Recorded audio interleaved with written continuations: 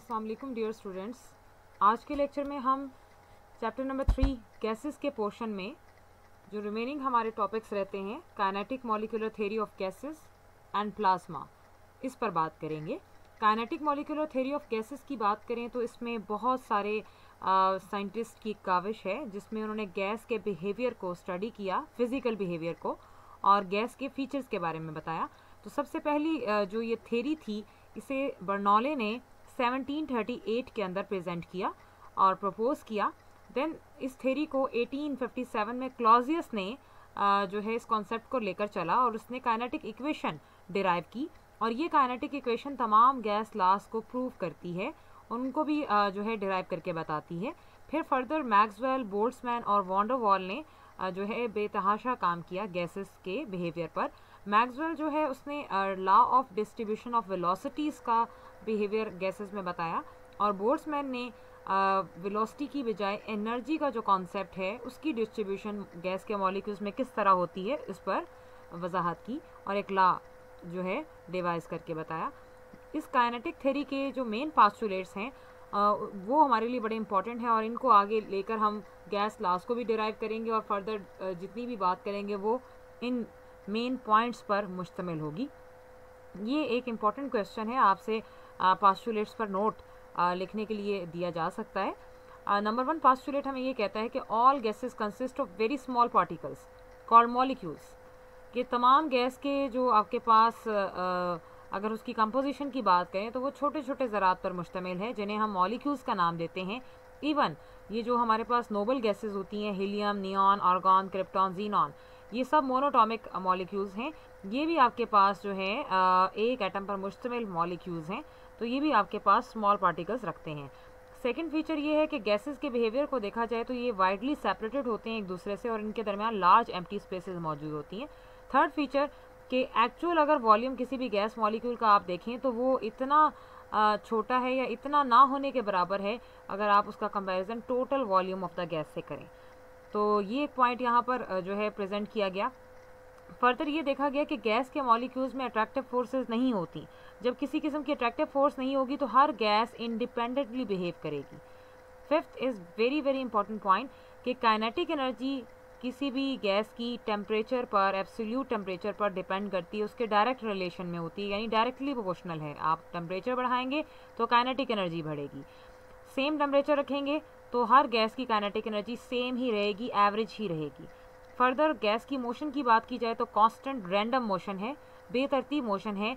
ये आपके पास आपस में भी टकराते हैं और वॉल के साथ भी टकराते हैं, जिस वेसल में होते हैं उसके साथ भी टकराते हैं और डायरेक्शन चेंज करते हैं।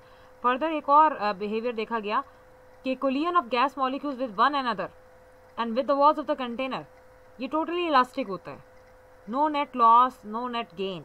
सो उसे हम इलास्टिक कोलिजन कहते हैं। ये गैस के बिहेवियर में देखा गया।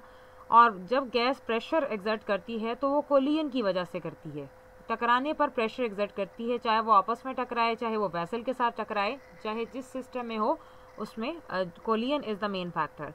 फर्दर जो लास्ट हमारा पास्टुलेट है, the motion given by the force of gravity is negligible as compare to the motion given by the collisions. कि ग्रेविटी का जो फैक्टर है आपके गैस के मॉलिक्यूल्स की मोशन पर, उस मोशन से ना होने के बराबर है जो गैस के मॉलिक्यूल्स आपस में टकराने के दौरान जो है एक्वायर करते हैं। तो ये वो पास्टुलेट्स थे जो इम्पॉर्टेंट तरीन है। इसका एक पास्टुलेट हम लेकर आगे चलेंगे, पास्टुलेट नंबर 5, और जो सेकंड हमारा आरजे क्लॉजेस था उसका कॉन्सेप्ट हम लेकर काइनेटिक इक्वेशन और गैस लॉज को फर्दर डिराइव करेंगे। That is a very important concept, kinetic equation for an ideal gas. RJ clauses ने आइडियल गैस के लिए प्रेशर का रिलेशन निकाल कर बताया जिसे हम काइनेटिक इक्वेशन के नाम से जानते हैं। उसका मानना था कि गैस के मॉलिक्यूल्स जिस भी सिस्टम में पड़े होते हैं वो आप एग्जर्ट करते हैं फोर्स और टकराते हैं, तो इस फोर्स पर यूनिट एरिया को प्रेशर कहा जाता है। और उसका एक एक्सप्रेशन उसने बताया which is called the kinetic equation. PV is equal to 1/3 mNc² bar. ये ऊपर बार आप देख रहे हैं, c² बार आप इसे रीड करेंगे। ये प्रेशर है P, V वॉल्यूम है यहाँ पर, M जो है mass of one molecule of gas है, N total number of molecules जो आपके कंटेनर में गैस के मौजूद हैं, और c² बार क्या है, मीन बार को मीन कहते हैं, और फिर square and C is the sign for velocity. तो मीन स्क्वायर वेलोसिटी का कॉन्सेप्ट क्या है? मीन स्क्वायर वेलोसिटी होती है the mean of square of all the possible velocities is called mean square velocity. किसी भी गैस के मॉलिक्यूल्स की वेलोसिटी एक जैसी नहीं होती, डिफरेंट मॉलिक्यूल्स की डिफरेंट वेलोसिटी होती है। तो अगर हम इस चीज़ को देखें कि इसकी ज़रूरत क्यों पेश आई, तो इसके लिए आपको गैस के बिहेवियर को जानने की ज़रूरत है कि molecules of gas don't have the same velocities. जब उनकी वेलोसिटीज़ ही डिफरेंट हैं तो डिफरेंट मॉलिक्यूल्स में डिफरेंट वेलोसिटीज़ डिस्ट्रीब्यूट होंगी, इसीलिए हम तमाम वेलोसिटीज़ का मीन ले लेते हैं और ये टर्म इंट्रोड्यूस करवाते हैं कि मीन स्क्वायर वेलोसिटी, जो फिर आपके पास जो वैल्यू उसकी होगी वो सब मॉलिक्यूल्स के पास उतनी वेलोसिटी लाजमी होगी। लेट्स सपोज हमारे पास N1 मॉलिक्यूल्स हैं तो उनकी वेलोसिटी C1 है, N2 मॉलिक्यूल्स की वेलोसिटी C2 है, और इसी तरह अप टू सो ऑन है। तो हम मीन स्क्वायर कैसे वेलोसिटी कैसे लिखेंगे? C square bar is equal to C1 square, यानी N1 मॉलिक्यूल्स की जो वेलोसिटी है और फिर N2 मॉलिक्यूल्स की जो वेलोसिटी है, इसी तरह सबकी वेलोसिटी को आप टोटल नंबर ऑफ मॉलिक्यूल्स से डिवाइड कर देंगे तो आप mean square velocity find out कर सकते हैं। सेकेंड, एक और एक्सप्रेशन यहाँ यूटिलाइज होता है, that is root mean square velocity. ये इसी वेलोसिटी का स्क्वायर रूट होता है। The square root of the mean square velocity is called root mean square velocity, जिसे आप CRMS यानी रूट मीन स्क्वायर वेलोसिटी या under root C square bar से रिप्रेजेंट करते हैं। अगर आप इसको प्रोनाउंस करें तो ये रूट है, फिर मीन, फिर स्क्वायर, देन वेलोसिटी। तो ये आपके पास एक्सप्रेशन है CRMS अंडर रूट 3RT/m, जहाँ पर m molecular mass of gas है, T एब्सोल्यूट टेम्परेचर है। और इस एक्सप्रेशन को अगर आप देखें तो ये हमें बताता है कि टेम्परेचर का और आपकी रूट मीन स्क्वायर वेलोसिटी का आपस में डायरेक्ट रिलेशन है। जितना टेम्परेचर बढ़ाएंगे उतनी ही वेलोसिटी भी इंक्रीज करेगी। So this is the expression for the kinetic expression, and these two are the important questions. अगर आपसे वो क्वेश्चन पूछ ले why the term mean square velocity is use, तो आप इसमें ये मेंशन करेंगे और साथ फार्मूला लिखेंगे। अब सेकेंडली हमने इसी काइनेटिक इक्वेशन से PV is equal to 1/3 mc square bar से सारे लॉज को प्रूव करना है, और तमाम लॉज इंडिविजुअली अलग अलग भी डेरिवेशन के तौर पर शॉर्ट क्वेश्चन में आ सकते हैं या किसी भी दो लॉज को कंबाइन करके लॉन्ग क्वेश्चन में पूछा जा सकता है। So it is important. First one is Boyle's law. Kinetic equation अगर हमने अभी देखी, जैसे कि equation number 1 PV is equal to 1/3 mc square bar, आप इसे इक्वेशन नंबर 1 जो है कंसिडर करेंगे। अभी हमने एक पास्टुलेट पढ़ा प्रीवियसली, फिफ्थ पास्टुलेट, जिसके मुताबिक हमने ये बात मानी कि काइनेटिक थ्योरी के मुताबिक काइनेटिक एनर्जी गैस मॉलिक्यूल्स की जो हाफ mc स्क्वायर बार होती है directly proportional to absolute temperature. अगर काइनेटिक एनर्जी टेम्परेचर के डायरेक्ट रिलेशन में है तो kinetic energy half mnc square bar होती है for the all the molecules of a gas. तो हम इसे वैसे काइनेटिक एनर्जी को आप हाफ mv स्क्वायर स्टडी करते हैं फिजिक्स के अंदर, लेकिन यहाँ पर आप वेलोसिटी को C स्क्वायर बार से रिप्रेजेंट करेंगे। उसकी वजह आपने यहाँ पर देखी, और क्योंकि सारे मॉलिक्यूल्स की बात हो रही है सिस्टम में, तो NB आपके पास सिस्टम में काइनेटिक एनर्जी के साथ शामिल होगा। सो इसका ताल्लुक काइनेटिक एनर्जी का टेम्परेचर से डायरेक्ट रिलेशन है। सो हम इस प्रोपोर्शनैलिटी को हटाएंगे तो K का कांस्टेंट यहाँ पर इंट्रोड्यूस होगा। अगर आप गौर करें तो हम ये कह सकते हैं कि हाफ mnc स्क्वायर बार की वैल्यू KT है। इस एक्सप्रेशन को बनाने के लिए आपने इक्वेशन 1 में कुछ चेंजेस करने हैं। इक्वेशन 1 की आप राइट हैंड साइड पर यानी इस साइड पर मल्टीप्लाई और डिवाइड करेंगे इक्वेशन को 2 के साथ। तो आप देख सकते हैं कि PV इज इक्वल टू 2/2, हमने 2 को मल्टीप्लाई भी किया और डिवाइड भी किया 1/3 mnc स्क्वायर बार से, जो इसकी राइट हैंड साइड है इक्वेशन 1 की। और जब हमने इसको मल्टीप्लाई किया तो अब हम सेकंड स्टेप में इक्वेशन को रीअरेंज कर रहे हैं, यानी ये जो बाहर 2 है डिनोमिनेटर में उसको आप 3 की जगह दे रहे हैं और 3 को बाहर ला रहे हैं। तो अब जो आपका एक्सप्रेशन इस वक्त ब्रैकेट के अंदर है उसे हम KT के इक्वल कंसीडर कर सकते हैं बाय पुटिंग इक्वेशन 2। सो आप नेक्स्ट में देखेंगे कि PV आपके पास किसके इक्वल हो जाएगा, that is equal to 2/3 KT। अब अगर आप यहाँ पर गौर करें तो 2/3 K ये सब कॉन्स्टेंट्स हैं। तो आप टेम्परेचर को की कंडीशन अगर रखें तो हम जानते हैं कि बॉयल्स लॉ कब फॉलो होता है, जब टेम्परेचर कांस्टेंट हो। तो ये सारा फैक्टर कांस्टेंट हो जाएगा, तो हम इस पूरे को एक K प्राइम से रिप्रेजेंट कर सकते हैं। It's a new constant, so expression become PV is equal to K bar. So ये बॉयल्स लॉ है जिसके मुताबिक product of pressure and volume is a constant quantity. और सेकेंडली आपने पढ़ा हुआ है कि कांस्टेंट टेम्परेचर पर किसी भी गैस का जो वॉल्यूम होता है वो उसके प्रेशर के इनवर्स रिलेशन में होता है, जो आप इस एक्सप्रेशन से प्रूव कर सकते हैं। सेकेंड लॉ है चार्ल्स लॉ।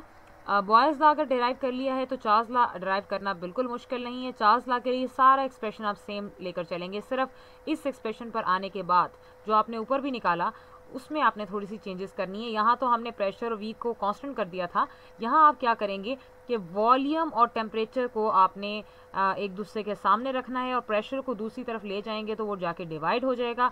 और बॉयज़ लॉ में तो आप टेम्परेचर कांस्टेंट करते हैं, जबकि चार्ल्स लॉ में आप प्रेशर कांस्टेंट करते हैं। जब प्रेशर कांस्टेंट होगा तो ये पूरा फैक्टर जो है इस वक्त आप कर्सर के साथ देख रहे हैं, ये सारे का सारा कांस्टेंट हो जाएगा और इसे हम K प्राइम से डिनोट कर सकते हैं। तो V is equal to K prime T। अब आप जो है कांस्टेंट को एक तरफ रखें तो टेम्परेचर दूसरी तरफ जाकर डिवाइड हो जाएगा, तो ratio of V over T is a constant factor. ये हमें चार्ल्स लॉ ये इंफॉर्मेशन देता है। तो अगर इसको डायरेक्टली आप एक्सप्रेशन में पुट करें तो ये V is directly proportional to T which is Charles law, जो कि ये कहता है कि at constant pressure the volume of a given mass of a gas is directly proportional to the absolute temperature, यानी जितना टेम्परेचर आप बढ़ाएंगे उतना वॉल्यूम का उसके साथ डायरेक्ट रिलेशन होता है। थर्ड लॉ है जी एवोगैड्रोस लॉ।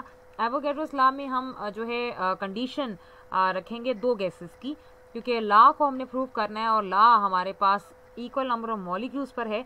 तो कंसिडर हम करेंगे कि हमारे पास इक्वल वॉल्यूम है टू गैसेस का, जिसकी कंडीशंस टेम्परेचर और प्रेशर की सेम है।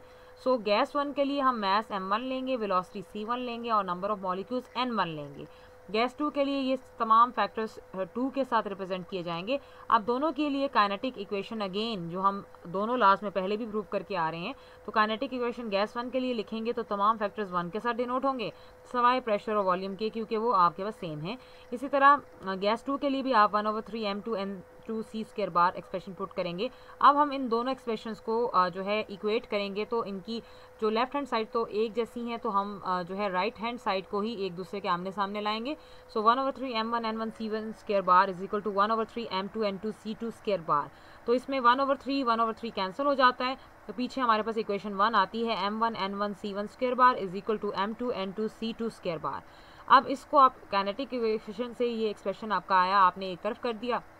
अब आपने काइनेटिक एनर्जी के एक्सप्रेशन को यूज़ करना है दोनों गैसेस के लिए सेम टेम्परेचर, क्योंकि हमने कंडीशन रखी है तो काइनेटिक एनर्जी पर मॉलिक्यूल सेम रहेगी। तो काइनेटिक एनर्जी गैस 1 की भी काइनेटिक एनर्जी गैस 2 के इक्वल ही रहेगी। तो काइनेटिक एनर्जी का एक्सप्रेशन क्या होगा, half m1c1² bar is equal to half m2c2² bar. So आपके पास पर मॉलिक्यूल ले रहे हैं तो इसलिए हमने कैपिटल N यहाँ पर नहीं यूज़ किया, जो हम बाकी एक्सप्रेशंस में काइनेटिक एनर्जी के यूज़ कर रहे थे। सो यहाँ पर भी 1/2 कैंसिल हो जाता है, तो m1c1² bar is equal to m2c2² bar हमारा एक्सप्रेशन आ जाता है, जो कि इक्वेशन 2 है। अब आप इक्वेशन 1 को 2 से डिवाइड करें तो तमाम फैक्टर्स एक दूसरे से कट जाएंगे सवाए n1 और n2 के, तो ये दोनों इक्वलेंट हैं। यहीं से हम ये प्रूव कर लेते हैं कि equal volume of both gases under the same conditions of temperature and pressure contain equal number of molecules, जो कि एवोगैड्रोस लॉ है। Fourth and the last law is Graham's law of diffusion. Graham's law of diffusion में again हम वही kinetic equation use करेंगे, PV is equal to 1/3 mnc² bar. n अगर आप 1 मोल gas का ले रहे हैं तो n एवोगैड्रो नंबर के इक्वल हो जाएगा Na के, यानी यहाँ पर जो n है उसे आपने Na से रिप्लेस कर देना है। और जब मैस और Na एक साथ होते हैं तो वो मॉलिक्यूलर मैस यानी मोलर मैस बन जाता है। तो आप इस एक्सप्रेशन को Mn को नेक्स्ट एक्सप्रेशन में कैपिटल M से डिनोट करेंगे by using these two terms. So यहाँ से मीन स्क्वायर वेलोसिटी आप साइड पर ले जाएं तो 3 वहाँ जाके मल्टीप्लाई और m जाकर डिवाइड हो जाता है। अब इस दोनों तरफ आप स्क्वायर रूट लें तो हमारे पास स्क्वायर रूट लेने के बाद ये एक्सप्रेशन बनेगा, और उसके बाद आप जब थोड़ा सा रीअरेंज करें इक्वेशन को तो वॉल्यूम ऊपर से जाकर नीचे डिवाइड होगा और मास ओवर वॉल्यूम डेंसिटी के इक्वल होता है। तो हम इस एक्सप्रेशन को d से डिनोट कर सकते हैं। रूट मीन स्क्वायर जो वेलोसिटी है जो आप यहाँ देख रहे हैं ये डायरेक्टली प्रोपोर्शनल होती है rate of defiant of gas के। तो हम मीन स्क्वायर वेलोसिटी के इस एक्सप्रेशन को r से डिनोट कर सकते हैं by saying this term which is equivalent to the rate. So constant pressure पर जब आप रेट के साथ एक एक्सप्रेशन पुट करेंगे तो प्रेशर कांस्टेंट हो गया, तो आपके पास r is inversely proportional to √1/d हो जाएगा। तो बाकी सारा टर्म कांस्टेंट हो जाएगा, तो वहाँ पर 1 आ जाएगा। तो यहाँ से हम निकाल सकते हैं एक्सप्रेशन के कांस्टेंट टेम्परेचर और प्रेशर पर हमारा जो गैस का रेट ऑफ डिफ्यूजन है या एफ्यूजन है वो इन्वर्सली प्रोपोर्शनल होता है square root of its density, जो आप इस एक्सप्रेशन से प्रूव कर चुके हैं। अब आपके पास डेरिवेशन में कोई भी लॉ आ जाए, चाहे वो आपसे Graham's law Avogadro's law derive करने के लिए कहे from kinetic equation of gases, तो आप आसानी से कर सकते हैं। और इंडिविजुअली भी अगर कोई आ जाए तो वो 2 मार्क्स के लिए आपसे पूछा जा सकता है। तो ये काइनेटिक एक्सप्रेशन था। अब हमने काइनेटिक इंटरप्रिटेशन निकालनी है टेम्परेचर के साथ। उसके लिए हमने दोनों इक्वेशंस का यूज़ करना है। एक जो हमने स्टार्ट ऑफ द चैप्टर पढ़ी जनरल गैस इक्वेशन, और दूसरी है काइनेटिक इक्वेशन। काइनेटिक इक्वेशन हमें जो है काइनेटिक एनर्जी का जो है एक्सप्रेशन देगी, और जनरल गैस इक्वेशन हमें टेम्परेचर का एक्सप्रेशन देगी। बाद में हम इन दोनों को रिलेट कर लेंगे, तो that is called the kinetic interpretation of temperature. तो काइनेटिक इक्वेशन जब हम लेते हैं PV = 1/3 mc² बार, तो हमारा एक्सप्रेशन कुछ यूँ है, और इसके तमाम फैक्टर्स हम अभी देख चुके हैं रिसेंटली।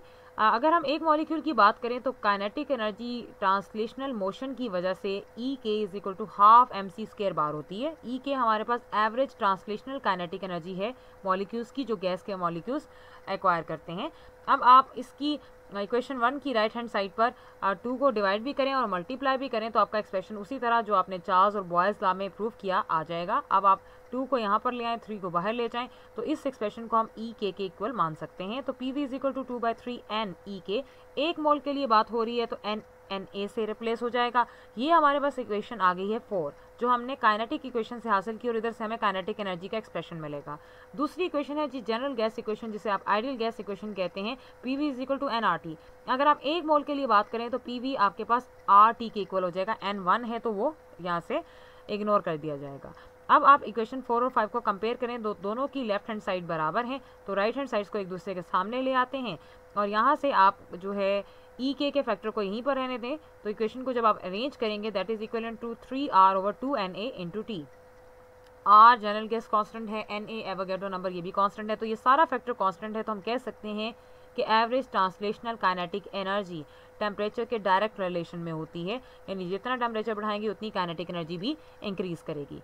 तो temperature of the gas directly proportional है काइनेटिक एनर्जी की। हमने यहाँ से रिजल्ट निकाल लिया। इसका मतलब है कि जब हम टेम्परेचर चेंज करते हैं तो गैस के मॉलिक्यूल्स की मोशन में फ़र्क आता है, क्योंकि kinetic energy in other words reflects about the motion. यहाँ से एक बड़ा ही कॉमन फिनोमेना आप देखेंगे कि जैसे ही आप कोई मेटल की स्पून हाथ में पकड़ते हैं और उसे आप किसी बर्नर पर आग के करीब लेकर जाते हैं, तो चम्मच का जो सिरा गर्म हो रहा होता है, कुछ देर के बाद वो गर्म होता होता आपके हाथ तक भी उसकी जो है गर्माहट जो है पहुंचती है। ऐसा क्यों होता है? क्योंकि हीट का जो फ्लो है वो हॉट बॉडी से कोल्ड बॉडी की तरफ हमेशा ट्रांसफ़र होती है हीट, और इसकी वजह है मॉलिक्यूल्स का आपस में कोलाइड करना। और जब कोलिजन होता है तो हॉट मॉलिक्यूल्स अपनी काइनेटिक एनर्जी कोल्डर वाले मॉलिक्यूल्स की तरफ ट्रांसफ़र कर देते हैं, और उस वक्त तक ये अमल जारी रहता है जब तक ट्रांसलेशनल काइनेटिक एनर्जी एवरेज जो है दोनों बॉडीज़ की बराबर ना हो जाए। तो जब तक दोनों बॉडीज़ का टेम्परेचर इक्वल नहीं हो जाता उस वक्त तक ये मोशन और ये ट्रांसफ़र जारी रहता है। तो यहाँ से क्वेश्चन भी पूछ लिया जाता है, जो आप राइट साइड पे देख सकते हैं। How heat flows from the hotter body to colder body according to KMT, यानी kinetic molecular theory of gases के मुताबिक किस तरह हॉट बॉडी से कोल्ड बॉडी में हीट ट्रांसफ़र होती है। तो उसमें आप ये आंसर दे सकते हैं। दूसरा, इस कॉन्सेप्ट को लेकर KMT के कॉन्सेप्ट को लेकर एब्सोल्यूट जीरो को एक नए सिरे से डिफाइन किया गया कि जब टेम्परेचर जीरो होता है तो हम ये मानते हैं कि काइनेटिक एनर्जी भी जीरो है। इसका मतलब मॉलिक्यूल्स की मोशन रुक जाती है, जो कि एक्चुअली पॉसिबल नहीं है, और this temperature is called the absolute temperature, जिसे अचीव नहीं किया जा सकता। और जब अगर कंडीशन देखी जाए तो लोएस्ट जो पॉसिबल टेम्परेचर अटेन किया गया है वो है 10⁻⁻⁵ केल्विन। तो आपसे वो ये भी पूछा जा सकता है कि what is absolute zero according to KMT, तो आप इसमें ये डिफाइन करेंगे। गैसेस और लिक्विड्स में अगर आप टेम्परेचर की मेजरमेंट देखें तो एवरेज ट्रांसलेशनल काइनेटिक एनर्जी इन्हें डिफाइन करती है, जबकि सॉलिड्स में यही जो काइनेटिक एनर्जी है वो वाइब्रेशन की टर्म में स्टडी की जाती है, क्योंकि मॉलिक्यूल्स वहाँ पर मूव नहीं करते। तो ये आपके पास काइनेटिक एनर्जी का कॉन्सेप्ट है। इसका एक्सरसाइज में question number 12 part number A है, what is kinetic molecular theory of gases, जो आपने भी रिसेंटली पढ़ी, और उसके पास्टुलेट्स। फिर B पार्ट में how does kinetic molecular theory of gases explain the following gas laws, Boyle's law, Charles law, Avogadro's law and Graham's law of diffusion. अभी आपने प्रीवियस पेजेस के अंदर ये दोनों कॉन्सेप्ट्स डिटेल में पढ़े हैं, तो वो आप इसमें मेंशन करेंगे। नेक्स्ट हमारा जो इसमें लास्ट टॉपिक है वो है शॉर्ट स्टेट। एक और जो हमारे पास इस चैप्टर में गैसेस के अलावा जो स्टेट हम पढ़ेंगे वो है प्लाज्मा की स्टेट। प्लाज्मा क्या है? सर विलियम क्रूक्स ने 1879 के अंदर पहली दफ़ा इसे जो है आइडेंटिफाई किया, और इसे फोर्थ स्टेट ऑफ मैटर भी कहा जाता है।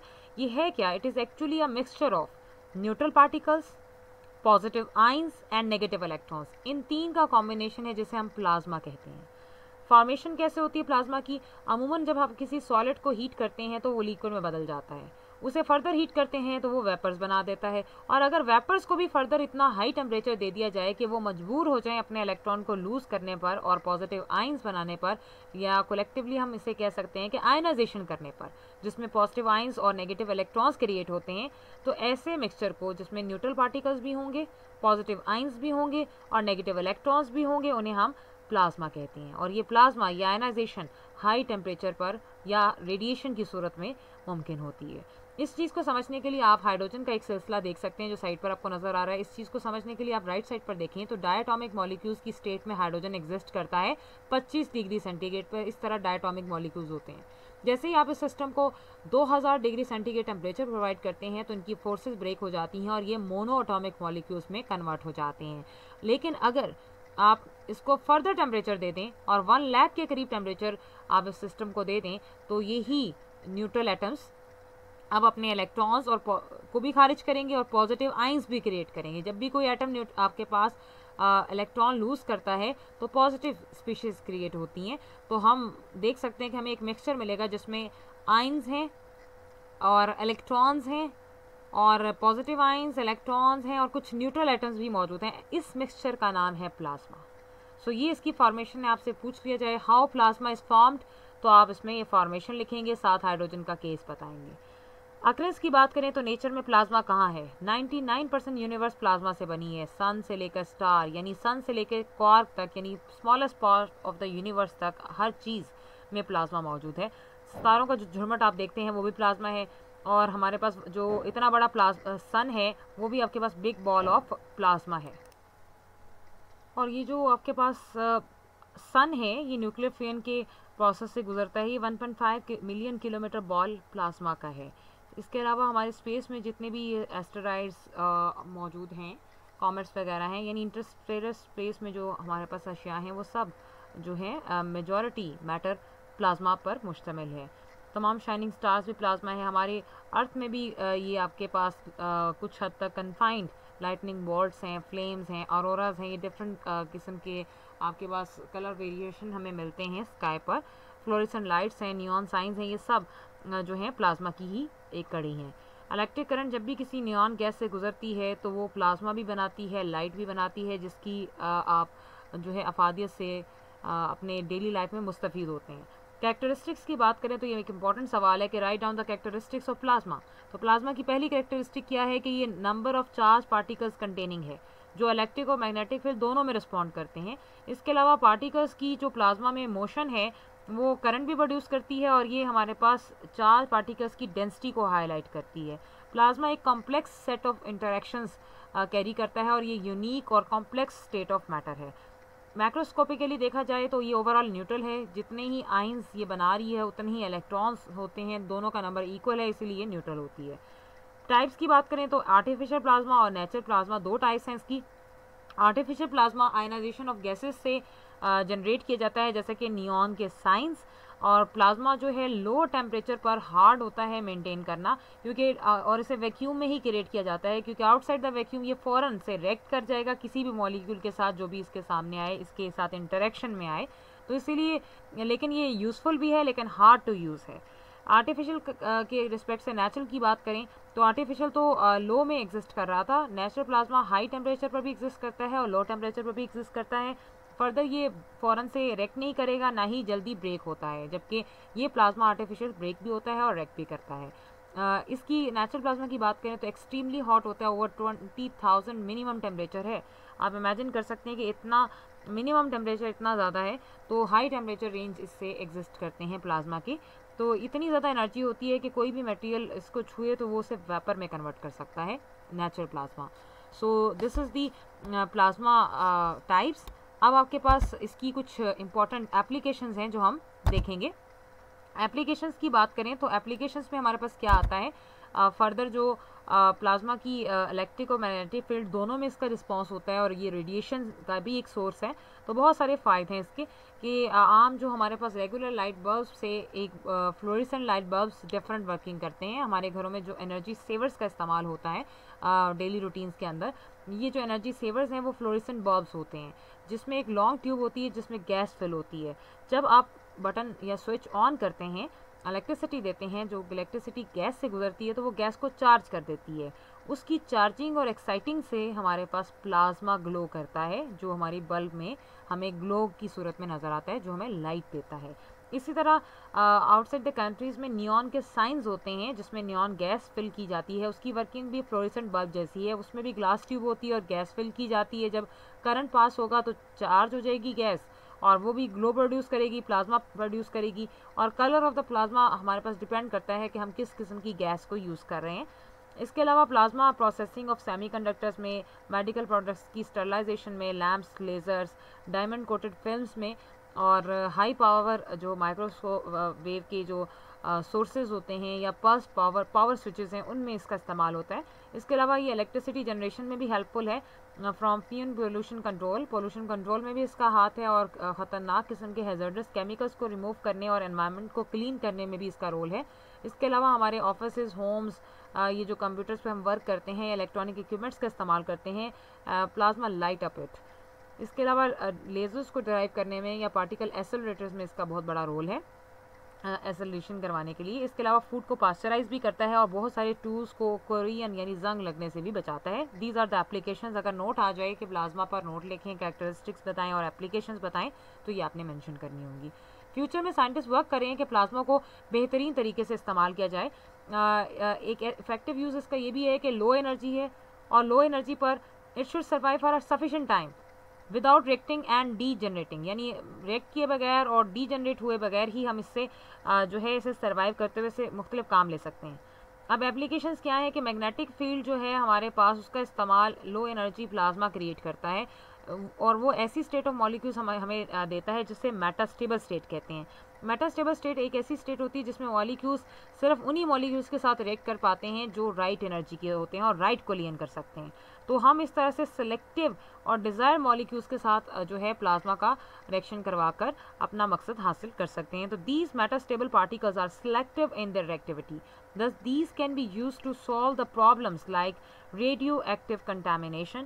ये जितने भी अभी हमने ऊपर पॉइंट पढ़ा था कि हैज़र्डस केमिकल्स का या पोल्यूशन का कंट्रोल, वो इसी मकसद की कड़ी है। और साइंटिस्ट वर्क करें कि फ्यूचर में मेटास्टेबल एजेंट्स जो कि प्लूटोनियम और यूरेनियम को इस्तेमाल करके बनाए जाएं, उनको सिलेक्टिवली रिएक्ट करवाया जा सके और एनवायरनमेंट को क्लीन किया जा सके। This is all about the chapter.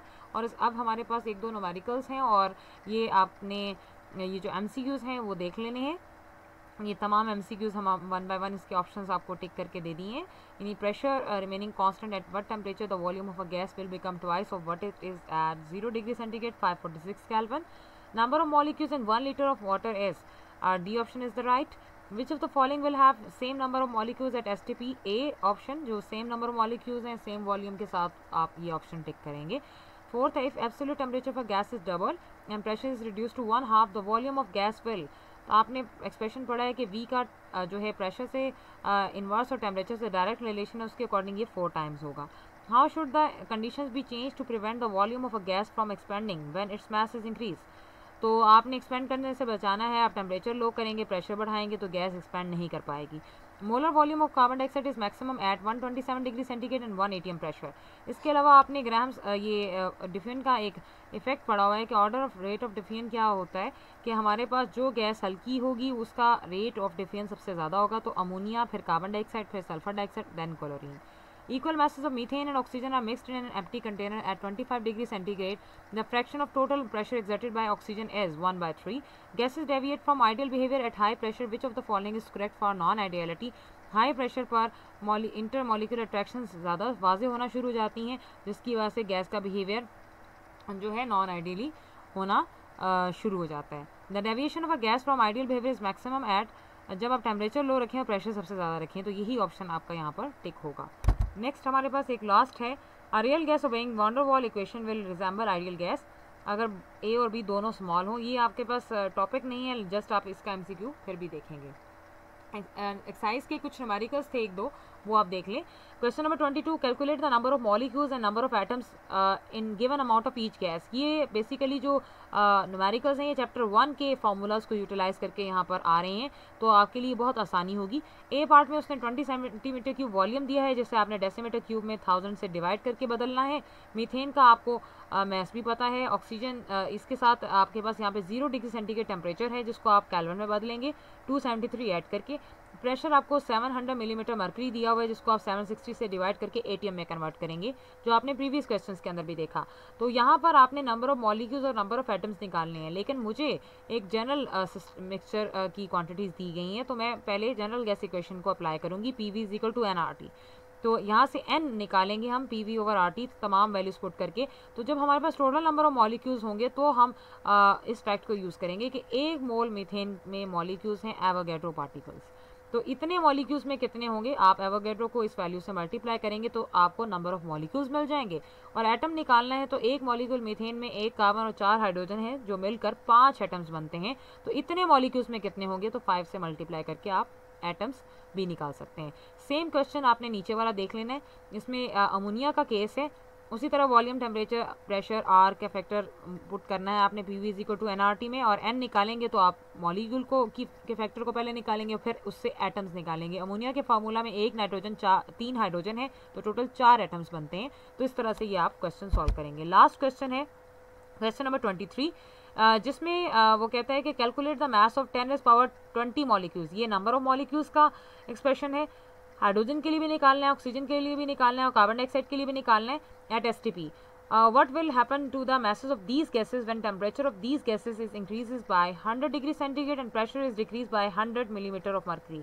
उसने आपको एक एक्सप्रेशन दिया कि टेम्परेचर और प्रेशर को कम या ज़्यादा करने से आपके इन गैसेस पर क्या इफेक्ट होता है। तो आपने मैस निकालना है, एक्चुअली मैस निकालना है, और पार्टिकल्स दिए हुए हैं। तो आपने एक्सप्रेशन चैप्टर 1 में पढ़ा हुआ है, number of particles is equal to given mass divided by molar mass multiply by Avogadro number. Mass मालूम करने को कहा है, तो ये मोलर मैस वहाँ जाके मल्टीप्लाई और एवोगैड्रो नंबर जाके डिवाइड होगा। तो ये आप तीनों एक्सप्रेशंस यहाँ पर सॉल्व होते देख रहे हैं इस एक्सप्रेशन के साथ। तो हर एक का एक डिफरेंट इफेक्ट आपको देखने को मिल रहा है। चाहे आप टेम्परेचर चेंज करें, चाहे आप प्रेशर कम करें या ज़्यादा करें, उसका इफेक्ट मैस पर नहीं होता, क्योंकि mass is independent of these 2 terms. So ये आप एंड पर स्टेटमेंट दे देंगे। और this is all about the chapter number 3 in detail, जो कि हमारा आज वाइंड अप हो गया है। नेक्स्ट क्लास में हम नेक्स्ट चैप्टर से स्टार्ट लेंगे। Best of luck.